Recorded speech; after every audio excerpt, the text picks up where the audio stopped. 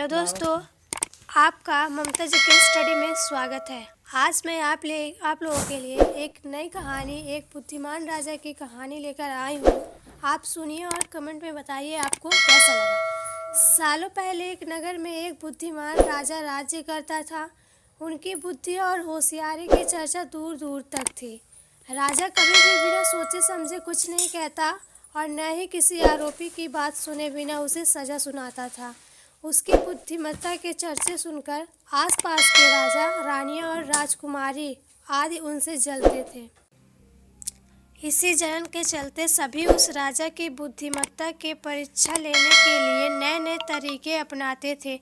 हर बार राजा दूसरे राज्य के शासकों द्वारा ली गई परीक्षा में खरा उतरकर खुद को होशियार और योग्य राजा साबित करता था।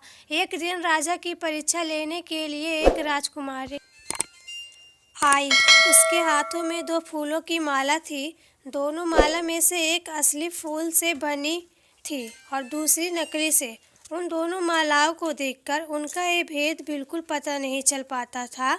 इसी वजह से राजकुमारी ने राजा के सामने दोनों मालाएं रखकर पूछा, हे राजन, अगर आप बुद्धिमान हैं तो बताइए कि इनमें से कौन सी माला असली है।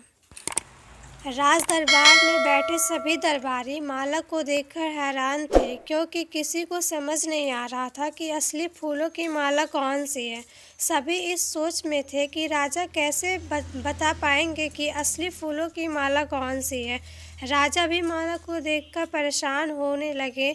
उसी वक्त उनके दिमाग में कुछ तरकीब आई। उन्होंने तुरंत अपने एक सेवक से कहा, बगीचे की खिड़कियों को खोल दो। सेवक ने बगीचे की खिड़की को जैसे ही खोला तो राजा ने देखा कि फूल में बैठी मधुमक्खियाँ खिड़कियों से राज दरबार में आ रही हैं। वो कुछ देर मधुमक्खियों को ही देखते रहे। जैसे ही एकाध मधुमक्खी एक फूल की माला में बैठी, वैसे ही राजा ने कहा कि अब मैं बता सकता हूँ कि असली माला कौन सी है। राजा ने तुरंत उस माला की तरफ इशारा किया जिस पर मधुमक्खी बैठ रखी थी। राजा की होशियारी देखकर दरबार में मौजूद सभी उनकी तारीफ करने लगे। सभी कहने लगे कि हर राज्य को आपके जैसे ही बुद्धिमान राजा की ज़रूरत है।